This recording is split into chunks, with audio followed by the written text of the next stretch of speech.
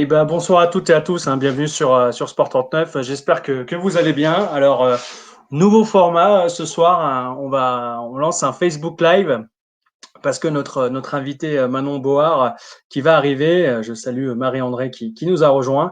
Manon Board ne disposant pas de Facebook, d'Instagram, pardon, donc c'est la raison pour laquelle on bascule sur Facebook et je pense que c'est pas mal parce que j'espère que vous serez nombreuses et nombreux à nous suivre ce soir. Alors, les petits problèmes techniques hein, pour se connecter. J'espère que Manon va nous rejoindre. Elle était présente tout à l'heure et il y a eu un petit problème de lien. Donc, j'espère qu'elle va nous rejoindre. Je ne désespère pas en tout cas. Et puis, bah, n'hésitez pas, hein, si vous avez déjà des questions à poser à Manon, l'ultra traileuse qui a remporté en milieu de semaine dernière la Cabo Verde Trek. Alors, c'est un ultra trail hein, d'un peu plus de 110 km avec 7500 mètres de dénivelé positif au compteur. Hein, c'était du côté du Cap Vert. Donc, bah, on espère qu'elle va nous rejoindre. Hein. C'est les joies du direct. C'est vrai que ça marchait pas tout à l'heure. Je vais voir si. Alors, on va essayer. Hein, alors, ça ne marche pas.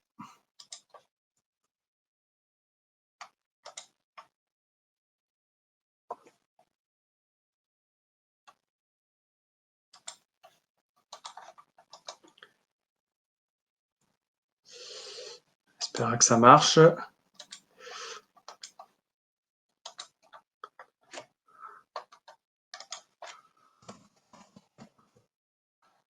Envoyer le lien.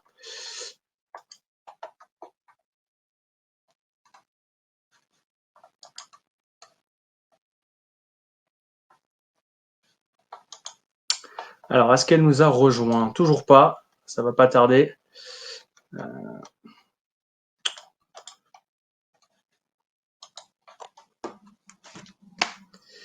Alors, on va faire.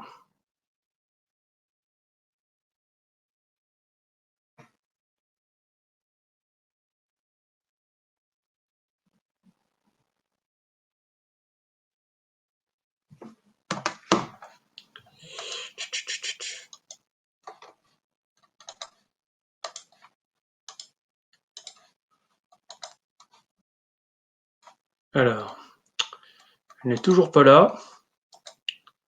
N'hésitez pas d'ailleurs, hein, si vous avez la moindre question. Alors, je sais que la semaine prochaine, on essaiera de faire un sujet sur la pétanque. Ça a été beaucoup demandé par vous. On essaiera peut-être de le faire aussi par ce biais-là, par Facebook. Pareil, puisque la personne n'a pas Instagram, donc on va essayer de faire pareil, c'est par le même biais. Alors, j'attends juste que Manon se connecte. C'est un peu compliqué. Je suis désolé. De toute façon, il faut bien expérimenter. Donc, ah bah très bien. Est-ce que tu m'entends? Bonsoir Manon. C'est bon.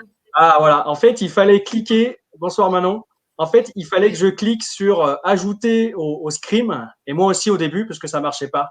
Donc c'est pour ça que on pouvait encore attendre des minutes. Bonsoir en tout cas Manon. Merci d'avoir accepté l'invitation. De retour seulement en plus du Cap-Vert aujourd'hui avec la crève. Donc merci encore de te rendre disponible. Est-ce que du coup, tu peux te présenter en quelques mots ton âge, d'où tu viens, qu'est-ce que tu fais, et aussi me dire si tu as quand même du sang jurassien quand même.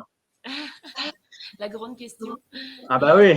Ou pas. Oui, bah alors du coup moi c'est Manon Board, Caillé, puisque je suis mariée depuis 2019. J'habite à Besançon, j'ai 29 ans et je suis originaire du Haut-Doubs, donc oui c'est pas tout à fait, on va dire c'est pas le Jura, hein, mais c'est voilà, on va dire que c'est raccroché au massif jurassien. Après moi je me sens jurassienne de cœur, euh, puisque j'ai toute ma famille, mes grands-parents qui habitent Foncine-le-Haut dans le Jura pour le coup. Donc, Et puis, j'ai aussi pas mal de souvenirs dans le Jura. Voilà, mes premiers pas dans le sport, c'était sur les skis et il y avait beaucoup de compétitions en tout cas dans le Jura. Et puis j'ai des partenariats avec la station de Métabier et voilà, la plupart de mes entraînements, je les fais quand même là-bas, donc c'est voilà. alors Voilà. Métabier, ça reste dans le Doubs, hein. Faut faire attention hein, pour pas comment rendre susceptibles nos amis doubistes, mais c'est vrai que ça fait partie du massif jurassien. Et qu'est-ce que tu fais du coup dans ta vie alors, Manon? Alors moi, je suis diététicienne nutritionniste sur Besançon. Je suis coordinatrice dans un réseau de prévention et de prise en charge de l'enfant en surpoids et obèse. Donc, vraiment rien à voir dans le domaine du sport, on va dire, de haut niveau. Mais c'est pas plus mal. Donc, je fais beaucoup de soins auprès des enfants et des familles avec des obésités très importantes. Et je coordonne aussi tout le parcours de soins sur la région Bourgogne-Franche-Comté. Donc, j'ai vraiment un poste voilà, très prenant, à responsabilité, mais c'est ce qui remplit ma vie tous les jours et j'aime beaucoup ça. Mais comment on arrive du coup à faire parce que j'ai dû écouter en préparant l'émission un podcast que tu as fait il y a pas longtemps et tu disais même que 24 heures dans une journée, c'était pas assez pour toi. Alors comment tu arrives à caler d'une part ton boulot après les entraînements? Eh ben, j'avoue que c'est pas toujours évident. C'est un Ouais. peu de la gymnastique de cerveau tous les jours, mais c'est bah déjà je vis avec quelqu'un qui est très compréhensif par rapport à ça et qui me soutient beaucoup, donc ça aide beaucoup. Et puis à côté de ça, j'ai aussi dans le cadre de ma profession une équipe qui me soutient et puis des heures que je peux adapter puisque je suis en fait voilà, on va dire référente sur la partie nutrition. Donc voilà, je sais un peu où je mets les projets, où je mets les consultes, où je mets les temps. Donc j'ai une sorte quand même de souplesse par rapport à ça. Après, je m'entraîne le matin, je m'entraîne le soir, assez tôt et assez tard, et je m'entraîne pleinement les week-ends. Mais j'ai besoin de ce cadre, ce rythme-là pour faire pas que de travailler, parce que le travail, enfin dans ma profession, psychologiquement, c'est pas toujours évident. Et puis, bah, le sport, pour moi, c'est aussi un échappatoire. Ça fait partie de mon équilibre émotionnel aussi. Donc, j'ai besoin des deux, en tout cas, pour aller bien. Alors, alors justement, le sport, c'est quand même de famille, hein, parce que pareil, toujours en préparant l'émission, j'ai mon parrain qui me dit, mais attends, je connais les Boards, c'est quand même une sacrée famille de sportifs. Moi-même, j'ai eu l'occasion d'avoir ton père en interview qui faisait le Swiss Peaks, qui faisait des ultras énormes. C'est lui qui t'a transmis cette passion du trail. Comment ça s'est passé? Oui, bah, c'est vrai que c'est. Alors, il n'y a pas que mon papa qui court dans la famille. Hein. On Ouais. a aussi, voilà, mon oncle Alain qui est là pour le coup jurassien, promis. Hein, il habite près Manon. Et puis ma tante. Hein, c'est vrai qu'il y a quand même du sang de coureur dans la famille. Après, oui, oui et non parce que j'ai toujours fait du sport quand même. Après, c'est bon, c'est le côté éducatif et familial. Hein. On est toujours dans l'imitation, dans l'exemple un petit peu des parents. Mais j'ai toujours couru en fait sans trop savoir que c'était un peu du trail. Hein. C'est vrai que voilà, avec mon frère, on était toujours dehors dans tous les cas. Et puis j'ai fait du sport depuis toute petite, donc j'avais pas forcément besoin du côté compétiteur de mon papa en tout cas pour en venir, je pense, au trail. Peut-être que j'y serais venue peut-être plus tard, mais en tout cas voir mon père voyager, faire des courses juste incroyables et puis aller le voir aussi sur des départs ou sur des arrivées de course, c'est sûr que ça fait beaucoup d'émotions et c'est un bon partage. Et maintenant, j'arrive à aller faire des séances avec lui, enfin, donc ça c'est encore mieux, quoi. J'avais une athlète au niveau qui m'a dit ce week-end, Anouk Fèvre-Picon, enfin Anouk Vilbeau, Oui, maintenant la fondeuse, qui me dit maintenant c'est le sport plaisir. Voilà, il faut penser à soi, faut plus être dans la compétition. Est-ce que toi, ça t'arrive encore de faire des sorties plaisir? Alors, est-ce que c'est 10 bornes, 13 bornes, nous on peut le faire de temps en temps, même si c'est moins un plaisir que pour toi, j'imagine, mais ah, alors pour moi, le plaisir, c'est pas la cerise sur le gâteau, hein, c'est essentiel. C'est sûr qu'il y a des séances qui sont pas faciles et c'est des fois de la contrainte. Moi, par exemple, les séances de piste, mon entraîneur, il sait bien que j'aime pas ça, mais je suis quand même obligée d'aller travailler un peu ma vitesse, hein, parce que c'est pas parce qu'on fait de l'ultra qu'il faut pas être rapide. Hein. Par contre, non, moi, le plaisir, c'est. Moi, je marche au plaisir. Hein, donc, dès que j'ai plus de plaisir et que ça dure, je me pose des questions. Et c'est quand même rare que je mette les baskets sans être dans le plaisir ou dans un besoin juste d'aller dehors, d'évacuer. Même si j'ai une séance bien cadrée, bien spécifique, pour moi, c'est le jeu, le plaisir et le plaisir de l'effort. Alors, ça s'apprend. Hein. Ça, c'est sûr que le plaisir de l'effort, il y a des personnes qui vont dire, mais comment tu as du plaisir à l'effort? Bah, c'est là où je pense que le côté éducatif et familial, il rentre en compte, hein, parce on a été un peu abonné à ça depuis tout petit, quoi. on va commencer à poser les questions parce que les spectateurs sont déjà très, très présents, très nombreux et posent déjà les questions.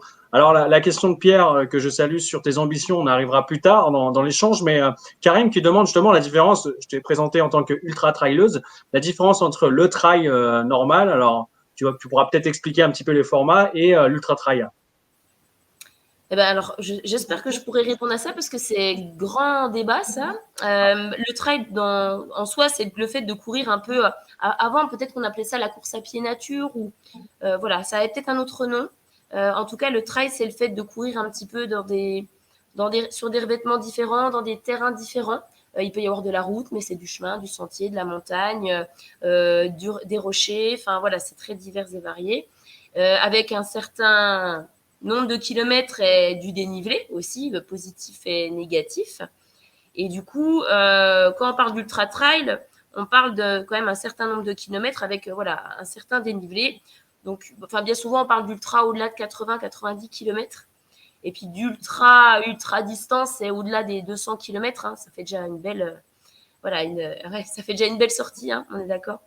Donc voilà, la différence, on va dire que c'est un peu une différence de temps. Même si quand on dit qu'on va courir et qu'on fait du trail, ça se compte pas vraiment en kilomètres parce que on peut très bien faire des fois 12-15, même voilà, 12-15 kilomètres dans l'heure et des fois on peut faire du 3 kilomètres heure. Donc en fonction du ratio dénivelé positif-négatif, mais aussi en fonction de la technicité du terrain, ça peut être vraiment voilà, plus ou moins long et on peut mettre plus ou moins de temps pour cumuler les distances, quoi. Alors, tu parlais de ces découvertes du trail. Tu faisais d'autres sports avant? Hein, parce que c'est vrai qu'on ne s'improvise pas traileuse comme ça. Tu as fait quoi comme sport avant de découvrir ça? Alors, moi, j'ai fait du ski de fond. Ah bah ça aide. Voilà, donc forcément, au niveau de l'endurance, on va dire du bagage d'endurance, ça aide beaucoup. Et puis le ski de fond, c'est vrai que j'aimais pas trop. Enfin, je trouvais toujours que les courses étaient trop courtes. Alors bon, ça c'est rigolo, mais c'est vrai que j'étais tout le temps un peu sur ma faim. T'avais envie d'aller peut-être un peu plus longtemps, mais moins vite. Voilà, je trouvais que ça allait vite, que c'était court. J'avais déjà envie de faire un petit peu plus long quand j'étais cadette minime. Voilà. Et puis j'ai fait du judo aussi, où là vraiment j'ai été vraiment très très accro à ce sport-là. Je vivais, mangeais, dormais judo. Enfin, c'était vraiment voilà, un plaisir d'aller faire de la compétition comme d'aller à l'entraînement dans le cadre du judo. Et c'est aussi par ce biais-là que je me suis intéressée à la nutrition. Donc, voilà, c'est un peu les deux sports de prédilection que j'avais. Et je courais déjà un petit peu. Alors j'ai fait un peu de cross au collège et puis un petit peu en début de lycée. Mais voilà, j'ai toujours couru en fait pour m'entretenir et pour le côté foncier quand il n'y avait pas le ski d'hiver, quoi. Et justement, le judo, tu as terminé quelle ceinture? Ceinture noire, on peut dire. Tu fais partie du Oui, lycée avec le j'ai une sport. ceinture noire première dan et j'ai Ouais. arrêté. En fait, j'ai arrêté suite à une rupture du ligament au niveau du pouce. Voilà, dans une qualification des championnats de France. Donc j'avais quand même un bon niveau en judo. Ça m'a appris aussi beaucoup l'humilité, le respect de l'autre. Enfin, la tolérance, c'est un très beau sport. Malgré tout, je pense que c'est un sport qui dérègle un petit peu les femmes, notamment quand il y a le côté, dès qu'on touche un petit peu au haut niveau, il y a ce rapport au poids, il y a ce rapport un petit peu qui est pas facile quand on est adolescent. Et je pense que ça m'a un petit peu dégoûté de la compétition et du sport à un moment donné. C'est pour ça que je m'y suis remis un petit peu plus tard, quoi. Mais en tout cas, c'est un très beau sport pour les enfants ou pour les personnes qui ont d'énergie à revendre. Alors, c'est vrai qu'on parle de poids. Alors, c'est sûr qu'en faisant des ultras, on doit perdre du poids. Là. Je voulais juste, avant d'attaquer sur la course que tu as réalisée la semaine dernière, du coup, ça commence à bientôt presque une semaine que tu as fait ça. Un petit tour rapide de ton palmarès, parce que c'est vrai qu'on regarde ton palmarès. Alors, on va pas tout dire parce qu'il y en a beaucoup. Et ça, c'est vraiment c'est prometteur quand on voit ton palmarès à ton âge. Alors, moi, j'ai des résultats à partir de 2016, mais il y a quand même des résultats significatifs avec le Trail and Loup, que je connais un petit peu, troisième en 2017. Marathon du Mont Blanc, pareil en 2017 sur 17 km. La Montagnarde, 40 km, tu gagnes aussi en 2017. La Swick Peaks Trails que j'évoquais avec ton papa, troisième sur 30 km. Le Trail des Aiguilles Rouges. Tu remportes le 90 km du Swick Peaks Trail en 2018. Et puis après, il y a encore le Trail Blanc de Mout, voilà, en 2020. Qu'est-ce qu'il y a d'autre? Quelles sont les autres courses encore significatives que tu as gagnées? Enfin, il y en a tellement. C'est énorme, quoi, déjà, à ton âge, d'avoir ce palmarès-là. Je sais pas, je me rends pas trop compte. Après, c'est vrai que là, tu parles surtout de courses régionales et de mes débuts. Ça, c'est sûr que c'est un plaisir de courir dans la région et surtout qu'on a une région de trail où on a des stations ou des lieux qui développent beaucoup voilà, les courses. Si on veut, on peut courir tous les week-ends. Hein. C'est plutôt à partir de 2017 vraiment où je me suis mis un petit peu plus à la compétition avec voilà, des belles courses comme tu cites, hein, Montagnard, le Tard, le Verbier Saint-Bernard. Et puis à partir de 2019, j'ai eu la chance en tout cas de commencer à me faire entraîner par Philippe Monnier-Benoît. Et c'est là où vraiment j'ai pu aller un petit peu plus loin sur la découverte un petit peu des trails et puis de l'ultra avec voilà des courses à Madère avec le MUT, beaucoup en Suisse aussi avec le Swiss Canyon Trail, le Swiss Peak, voilà Mmh.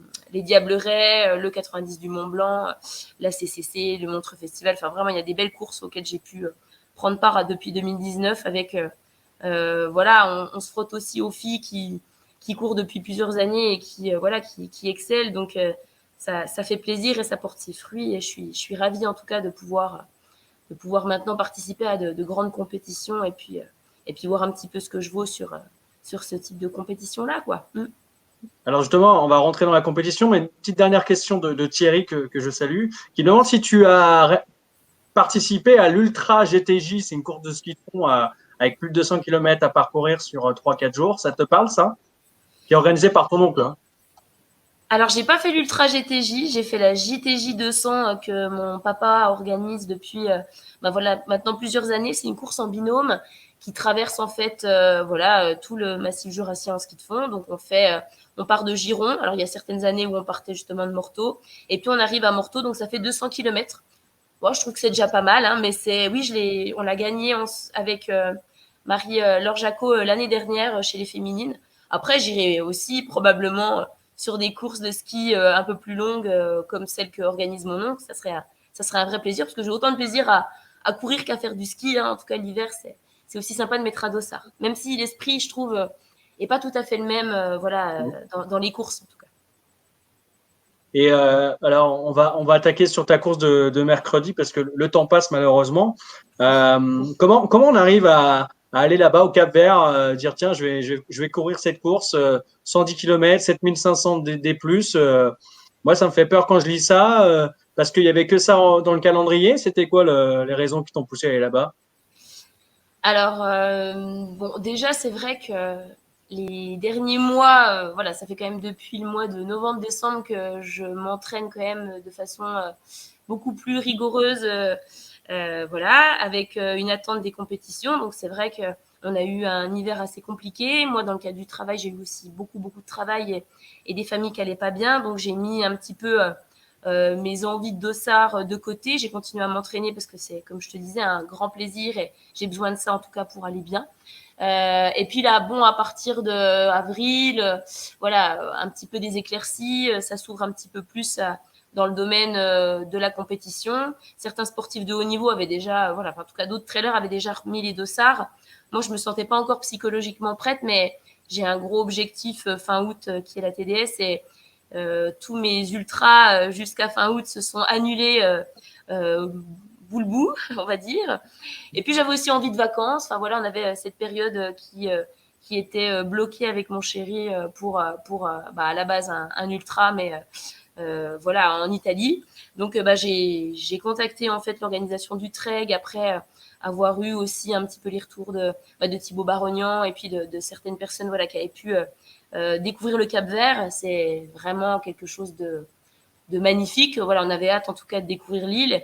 Et puis voilà, j'ai contacté en fait l'organisation du trek pour pouvoir prendre part à l'aventure, même si au départ je la prenais vraiment comme une compétition, comme une course, parce que voilà, j'ai l'esprit de compétition et c'est important pour moi. Puis arriver là-bas sur les lieux avec le côté séjour, la découverte du voilà, enfin c'est un séjour sportif avec une course au milieu, mais avant tout c'est un séjour humain même s'il y a des défis au milieu, ça a pris toute une autre dimension du moment où on a pu voilà où on a pu découvrir un petit peu ce type d'aventure qui est le séjour sportif en autonavigation et en autosuffisance et ça ça a mis du piment dans l'aventure. Voilà. Ouais, on va venir là-dessus, mais c'est vrai que tu parles de TDS. Pour celles et ceux qui ne connaissent pas le TDS, c'est une course qui fait partie de l'UTMB, l'Ultra Trail du Mont Blanc. On l'appelle sur la trace des Ducs de Savoie, et ça relie du coup comment Val d'Aoste, Valaoste à la Savoie. Alors du coup, c'est quand même, j'ai regardé, 145 km, 9100 mètres de dénivelé positif au mois d'août. Donc c'est vrai que c'est un sacré objectif à venir. Tu parlais d'autonavigation et tu mettais en commentaire suite à la course que tu n'étais pas fortiche en la matière. Ça rajoute de la pression de courir sans balise en autonavigation. Ah bah moi, ça m'a rajouté une sacrée pression parce qu'en fait, j'avoue que je partais dans cette. Alors moi, pour le coup, tu vois, le ratio, le kilométrage et le dénivelé m'a pas du tout fait peur dans le sens où c'est des. Voilà, je suis en ce moment particulièrement bien entraînée pour ça, je pense. J'ai vraiment fait des courses avec des dénivelés, enfin un ratio qui est plus difficile. Donc sur le papier, ça me faisait pas peur. Après, c'est sûr que quand on est arrivé sur les lieux et qu'on a vu la technicité du terrain, là, je me suis dit, ah oui, quand même, c'est beaucoup plus dur que Madère, par exemple, sur le côté terrain. La Réunion à côté, c'est même moins technique parce que voilà, c'est de la racine, c'est un petit peu de cailloux, mais il y a des sentiers et tout. Alors que voilà, là, sur le Cap-Vert, il y avait des passages où vraiment c'était particulièrement technique avec des grosses marches, avec des escaliers, avec des terrains où il n'y avait pas de traces en fait, au final. Donc le côté autonavigation, sortir de sa zone de confort et puis découvrir voilà, une, une contrée, en tout cas une île qu'on ne connaît pas de cette façon-là, je me suis dit, tiens, c'est un beau challenge. Mais j'avoue que oui, je suis pas douée pour ça. J'avais en termes de sens de l'orientation, je pense que voilà, mes proches savent que mon papa est déjà pas très lui-même pas très fortiche au niveau de l'orientation. On n'a jamais trop fait ça hein, quand on était jeune, voilà, rechercher à la carte les boussoles, les choses comme ça. Bon, j'ai beaucoup de copains qui étaient là-dedans, moi pas trop. Hein, la concentration c'était pas trop mon truc. Moi, je suis plutôt fonceuse et j'aime bien aller vite, j'aime bien avoir des stratégies, mais qui sont plus dans le cadre introspectif. Et là, faire attention à son chemin, lever la tête, réfléchir, prendre un sentier, se tromper, revenir, ouais, ça a été assez, comment dire, coûteux en énergie au début. Donc je suis partie en fait dans mon optique de voilà aventure, mettre le dossard un petit peu de côté parce que j'avais pas forcément, on n'était pas forcément dans un esprit de compétition comme je te le disais Ouais. hein, dès le début. On était plutôt dans une optique de bon voilà on teste. Moi j'avais très envie d'aller courir en tout cas donc je suis partie comme une voilà comme une sortie standard à partir à fond. J'avais des bonnes jambes et tout. Et puis je me suis perdue une fois, je me suis perdue deux fois, je me suis perdue trois fois. J'ai dit, bon, qu'est-ce que je fais? Là, vraiment, je me suis mise en difficulté parce que quand tu sors de la trace, à un moment donné, tu reviens sur tes pas, tu jardines et puis tu reviens sur les autres et puis tu repars. Enfin, bref. Donc, tu perds beaucoup de temps, beaucoup d'énergie. Et moi, j'étais plus proche des 125 km que des 115 km, tu vois. Donc, j'ai Ouais. aussi fait pas mal de détours. J'ai beaucoup plus de dénivelé aussi. Bon, voilà, je suis pas douée pour ça, mais en même temps, j'ai testé et puis j'ai réussi Et tu à relier. gagneras pas Koh-Lanta du coup alors. Tu gagneras pas l'épreuve d'orientation de Koh-Lanta Non, du ça c'est coup. sûr. Non, non. Là, faut être, non, non, faut être réaliste. J'ai même quand je suis arrivée, j'ai dit, je sais pas si je referai ce genre de choses parce que vraiment mentalement, il faut être, comment dire, faut être réfléchi, il faut être posé, il faut être patient. C'est pas du tout mes qualités. Comme je te disais, moi, je suis plutôt fonceuse. Des fois pas assez réfléchie, en tout cas, je pense. Même si j'avais quand même certaines fois la logique de comprendre un petit peu les passages. Et puis, ce qui m'a étonné aussi, c'est que l'organisation nous a fait passer quand même dans des endroits assez incroyables, incroyables dans le sens où on est passé dans des habitations Ouais. en plein milieu de maison. Ouais. On est passé dans des bananeraies, on a suivi des canaux d'irrigation, on est passé dans des éboulis où il n'y avait pas de chemin, dans de la garrigue. La première partie était très aride, ça ressemblait un petit peu à l'Atlas marocain et il n'y avait pas de piste en fait. Donc clairement, là, je me suis dit, ah oui, quand même. Non, je ne m'attendais pas à ça et c'est ce qui a expliqué aussi le fait que bah voilà, je me suis dit, je me vois pas faire 25, 20. Alors 20 heures. J'étais plutôt partie sur 20 heures au départ quand même, hein, j'avoue, sur le papier. Et puis, je me suis dit non, là, 20 heures toute seule à chercher ton chemin, Ouais. à péter un plomb, hein, parce que je me suis un petit peu énervée sur moi-même, hein, à chercher un petit peu ces balises. Je me suis dit, il faut partager cette aventure-là. Et puis Il y en voilà. a, il y en a un qui est parti fort et qui était devant vous, François Daen, mais qui a eu un coup de chaud. Il est grand, puis il s'est arrêté, je crois, 10 heures, une chose comme ça. Euh, Même un grand champion, voilà, peut avoir des crampes, peut avoir un coup de chaud, parce que je pense que les conditions aussi étaient quand même assez difficiles avec l'humidité, la température. Ça rajoute encore la difficulté, quoi. Il n'y a pas assez avec la distance, vous rajoutez encore les conditions, quoi.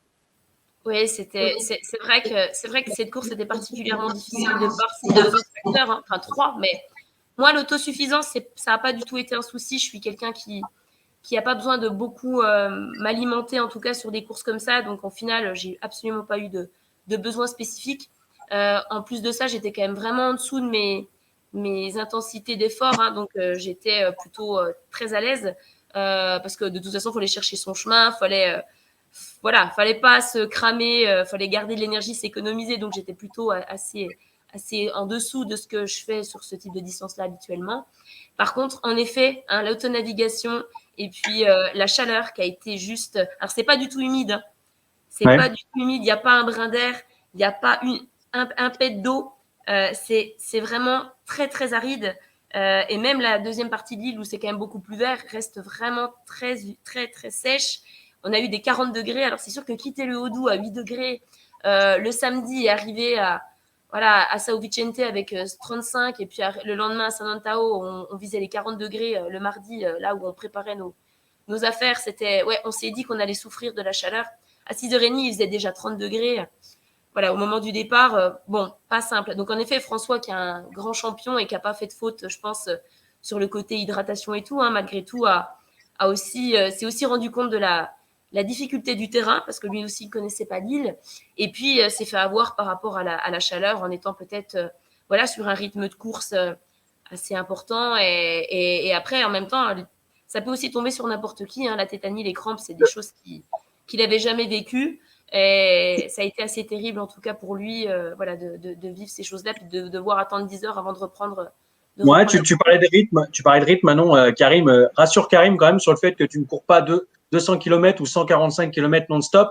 Vous arrêtez quand même assez régulièrement lors des ravitaux. Et puis, tu parlais de rythme un peu plus tranquille que d'habitude. Donc, tu as aussi un entraînement qui fait que tu peux quand même courir aussi longtemps. Et tu peux peut-être lui répondre sur un marathon, c'est tranquille pour toi, 42 km. Je ne pense pas parce que c'est pas du tout le même effort. Et moi, même moi qui cours un marathon, je peux déjà témoigner que je préfère courir un trail qu'un marathon. C'est sûr. Oui, alors c'est sûr qu'il faut avoir dans l'esprit ta stratégie quand tu mets en place des choses et quand tu pars sur un rythme, une allure de course, ça dépend complètement de ce que tu vas vivre et du temps que tu as aussi calculé, planifié. Moi, je pars toujours avec une espèce de quand même une idée de temps dans ma tête avec les expériences que j'ai eues. J'arrive maintenant à quand même à bien me connaître et puis à trouver, à pouvoir estimer quand même des temps qui sont assez justes. Là, je suis complètement passée à côté parce qu'en effet, j'avais pas du tout eu l'idée de l'autonavigation de ce type-là. Donc, je suis partie moins vite parce que je savais que j'allais jardiner puis revenir sur mes pas sans cesse. Et j'ai aussi partagé la course avec Sylvaine qui était un petit peu en dessous au niveau du rythme. Donc, du coup, on s'est calé sur son rythme et c'était très bien parce que je pense que sans elle, j'aurais jamais trouvé mon chemin, c'est clair. Elle a une expérience par rapport à ça qui est beaucoup plus fine et beaucoup plus grande que la mienne. On a partagé des bons moments et sur les ravitaillements, on s'attendait. Si l'une avait besoin de plus s'arrêter, on s'arrêtait plus. Si l'une avait des ampoules et qu'il fallait qu'elle se fasse soigner, voilà. Si l'une avait vraiment besoin de manger, de se poser, on s'arrêtait. On s'est jamais arrêté plus d'un quart d'heure, mais voilà, pour moi, un quart d'heure, c'est déjà conséquent. Hein. C'est vrai que, Ouais. comme je te dis, j'aurais eu tendance à aller peut-être un peu plus vite et peut-être baisser, mais je pense que c'est une erreur. Je pense que j'ai bien fait de prendre la course de cette façon-là. Et ça nous a vraiment permis, en tout cas, d'être le plus lucide possible et de pouvoir le moins nous égarer possible, parce qu'au final, on pensait avoir jardiné plus que tout le monde, et au final, tout le monde a pris, a pris Non, quand même a eu beaucoup de difficultés, mis à part François, qui a vraiment l'habitude de ça et qui avait qui avait aussi le tracé sur sa montre, en plus de la marque GPS, ce que j'avais pas fait, pas programmé. Ça a été beaucoup plus facile pour lui de se trouver son chemin, mais il a eu d'autres difficultés, donc chacun a ses problèmes, on va dire. En plus, j'imagine que courir avec quelqu'un, arriver main dans la main après 25h38 d'effort, je pense qu'il y a rien de plus beau d'arriver à deux comme ça, de partager un succès dans cette course, dans une course. Ouais, c'est incroyable comme sensation. Moi, j'ai vu les images de l'arrivée, mais c'est. Ouais, on a vraiment vécu une expérience assez incroyable. Euh, Moi, ce qui m'a vraiment marqué, c'est que, bon, déjà, Sylvaine, elle est particulièrement ouverte, simple. C'est quelqu'un qui est quand même dans le haut niveau depuis plusieurs années. Je l'avais connue quand mon papa était chez ASICS, voilà, il y a quand même un moment, avec des yeux un peu de petite fille. Bon, c'est la championne. Voilà, on est toujours un petit peu, admiratif. Et là, je cours avec elle, donc bon, c'était un vrai plaisir de partager ces instants avec elle. Et on a vraiment eu plein d'anecdotes rigolotes. Enfin, c'est toujours les souvenirs après coup qui sont grands et qui sont sympas à raconter. Surtout qu'il nous en est arrivé une paire quand même. Et puis le lien et la relation qu'on a eue avec les gens de Lille, qui est particulièrement forte. Et là, on en a pleuré à la fin de la course parce que là, les habitants, c'est très pauvre, le Cap-Vert. Les enfants qui sortent de l'école, qui nous voient courir et qui partent fin fou autour de nous avec les sacs, les cartables, ils les jettent, ils courent avec nous. On n'a plus la notion du temps aussi, donc on ne sait pas quelle heure il est. On se fait un peu bercer par les odeurs, par les sons, c'était assez dingue. Et puis les femmes là-bas étaient vraiment admiratives et il y a eu beaucoup, beaucoup de choses qui se sont passées, en tout cas, pendant cette course, mais surtout après, parce qu'après, on a pu profiter pleinement des habitants, de la fête et de la récupération. Et c'était.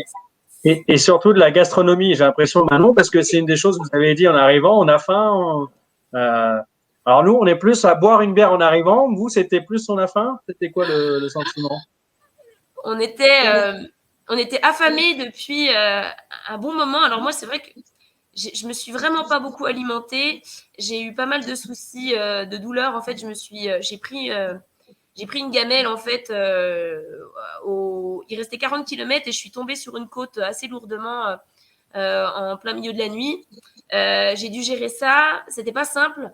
Surtout que j'avais des flasques quand même. J'avais presque 2 litres d'eau sur moi avec le sac plein. Donc il fallait bien que les flasques à un moment donné, je les cale quelque part. C'était quand même à la base, ça se porte à l'avant, donc ça tapait sur ma côte. Pas simple à gérer. Donc j'ai je me suis quasiment plus alimentée sur la fin du parcours. Et quand on est arrivé, on était affamés. La première chose qu'on a fait, c'est embrasser tout le monde, boire un bon coup d'eau gazeuse et on a filé au petit déjeuner. On s'est même pas douché. Hein.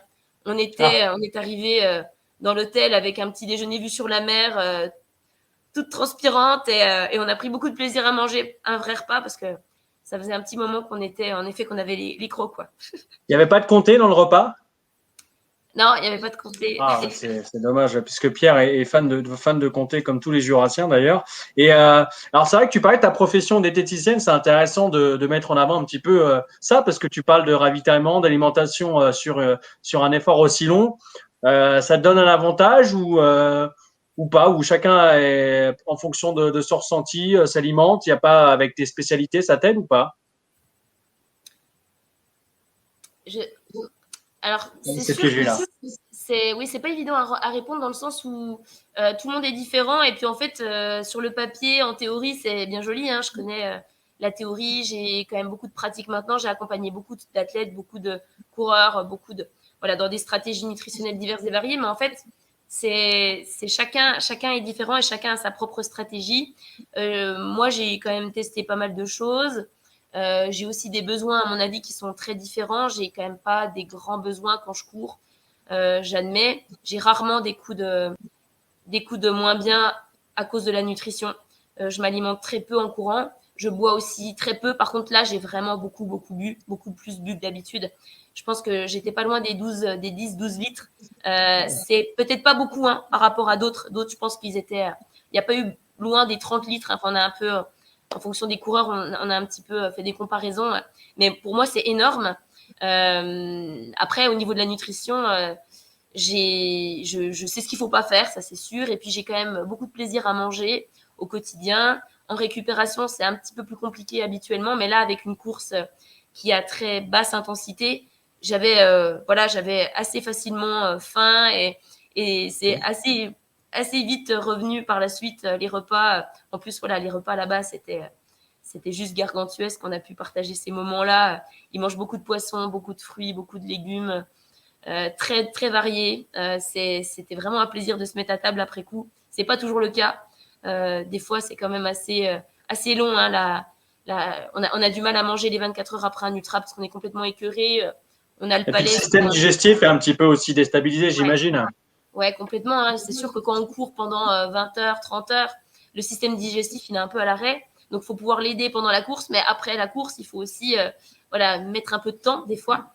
Mais oui, on va dire que mon métier de diététicienne, il me permet en tout cas d'avoir connaissance de cause, connaissance du corps et puis les besoins métaboliques enfin, voilà, physiologiques, je les connais. Je me mets jamais en difficulté par rapport à ça. Après, bon, ce que je fais n'est pas forcément ce qu'il faut faire. Et puis, ce que fait quelqu'un d'autre marchera peut-être. Enfin, en tout cas, voilà, tout est à discuter, à tester. Et je pense que ça apporte plus aux autres qu'à moi au quotidien, en tout cas. Il nous reste deux. C'est vrai qu'on dépasse largement le temps. Je suis désolé. On va terminer sur deux petites questions, Manon. Je suis désolé. Ludovic qui pose la question à quelle cadence tu courais. C'est intéressant de savoir parce que on parle souvent de moyenne. Je cours à 10, je cours à 11 sur un trail. Nous, on est plus sur du 8-9 sur 35-36 bornes. Toi, tu es un peu plus haut, mais tu étais à combien sur cette course? Ben là, c'est pareil. C'est impossible de répondre. Pour donner une idée, au niveau de la technicité, il y a des moments où on faisait 3 km par heure. Je ne sais pas si vous vous rendez compte de ce que c'est. C'est rien. Et là, moi, je voyais ma montre qui défilait pas et je me disais, mais c'est pas possible. Qu'est-ce qu'on fout? On n'avance pas, quoi. Et il y a des moments où on faisait 15 km, quoi. Donc, enfin, il n'y en a pas eu beaucoup parce que c'était tellement difficile. Mais en tout cas, j'ai eu des phases où j'étais, où on était, où on galopait, où on était plutôt aux alentours des 13, 14, voire 15 km heure. Mais il y a des moments où on allait vraiment, on n'avançait pas, quoi. C'est tellement difficile quand on n'a pas la lecture du terrain et qu'on ne sait pas à quoi s'attendre. Et c'est pour ça que je dis que c'était beaucoup plus dur que toutes les courses que j'ai pu faire jusqu'à présent. En tout cas, le Swiss Peak était pour moi une des courses les plus dures au niveau technicité, terrain. Mais là j'avoue que ça rivalise un petit peu. Et d'autant plus dans le côté auto-navigation, parce qu'il y a des fois où on montait un bout de col, et puis en fait, non, c'était pas là, quoi. On sortait de Ah la oui, trace, donc on pouvait redescendre. Donc, ouais, l'horreur. c'était pas très rapide. Hein. Les Non, 25 l'horreur, heures ça. de sport, quand tu compares avec le dénivelé et puis on va dire le terrain et tout, bah moi je me dis mais qu'est-ce que t'as foutu? Mais au final, on a fait au mieux qu'on a pu et on aurait difficilement pu faire mieux du fait de tous ces facteurs que j'ai pu citer qui sont l'autonavigation, le terrain, la chaleur. Il faut pouvoir réduire sa vitesse hein, quand il fait chaud comme ça, on peut pas. Et on a avancé beaucoup plus vite la nuit au final. Hein. Alors, en tout cas, oui, parce qu'en plus, on n'a pas la notion de temps pendant la nuit. Alors, Nicolas Marin qui te félicite d'ailleurs, hein, diététicienne préférée. Et Merci parlait Nicolas. on parlait des courses à venir, donc le TDS au mois d'août. Sur les 3 ans à venir, ou je sais pas, peut-être des courses que tu n'as jamais faites, mais que tu voudrais faire, ce serait lesquelles alors, à part la TDS? Bah, du coup, je rêve de faire la TDS depuis 3 ans là, donc j'avoue que je vois peut-être pas trop. J'ai un peu des œillères, mais je vois pas beaucoup d'autres choses que celle-ci pour l'instant. Euh, Après, la Diac, c'est sûr que c'est quelque chose qui fait rêver de par aussi cette ambiance un petit peu particulière qui s'y crée. Et puis les cirques, moi, je les ai fait en randonnée quand j'étais petite avec mes parents, je les ai refait avec mon mari. Voilà, il y a quelques années, c'est grandiose. On a toujours envie d'y retourner à La Réunion. Donc, je pense qu'elle y sera. Très rapidement. Après, voilà, j'ai pas forcément. Moi, les courses, tout ce qui est course marathon, des sables dans les déserts ou du côté des États-Unis, je suis pas très fan des courses roulantes. J'aime beaucoup les courses alpines où il y a un petit peu voilà, un petit peu de vide, un petit peu de voilà, ou un petit peu d'escalade même. Donc, mais en même temps, je suis pas très rapide, donc les skyruns, c'est pas du tout pour moi. Hein, je vais rester sur les ultra distances où je prends beaucoup plus de plaisir. J'avoue que je ne saurais pas trop pour l'instant. J'ai déjà des beaux projets. Je vais courir la Pyramenta avec une amie là, voilà, suisse, début juillet. La 6000D que j'ai envie de faire aussi depuis un petit moment.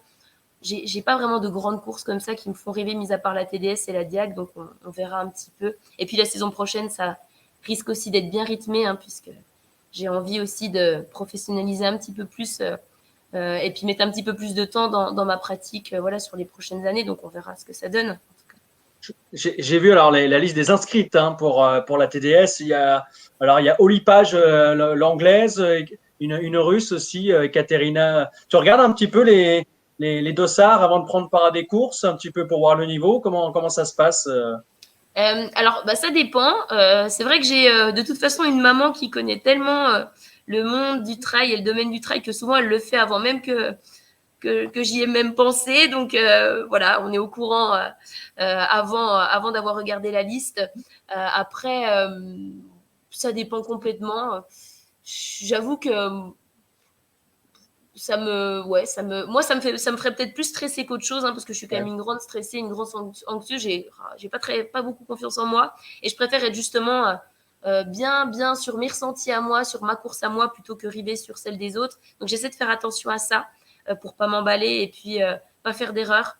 J'ai encore beaucoup à apprendre par rapport à ça. Hein. Je pense que là, pour le coup, j'ai une grosse marge de progression par rapport à tout ce qui est gestion mentale et stress, parce que bon, voilà, j'ai tendance à un petit peu paniquer et me faire des montagnes des fois de certains événements sans que ça soit bien compliqué au final.